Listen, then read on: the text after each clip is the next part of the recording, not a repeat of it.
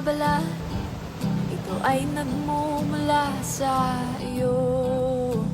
Mula sa berdeng mga puno at asul na dagat, kay sarap pagmasdan. Ay, yung mga halaman po kaya na parang pwede pong panggamot sa tao po. Ay, yung halaman sa tao naman, edi yung katulad ng yung kampo, yung ampalaya. Saan po yun? Gamot yun sa biri-biri. Yung ampalaya. Yung saka yung katulad ng oregano. Yung oregano naman, yan naman yung nilalahok naman ay sa langgonita. Oo, sa langgonita. Pang sa ano rin po.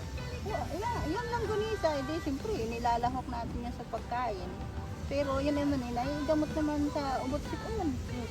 Yun ang kanan na pwedeng igamot sa tao. Katulad ng ito, parang ito'y damo, ha? Are naiigamot. Yung ugat lang siya, kinukuha. Yung ugat po yung nilalaga. Oo, nilalaga. Tapos ay kinukumbaga siya. Yung hinuhugasan, pagkahugas, yung ilalaga. Kasi iniinom. Mang paano po?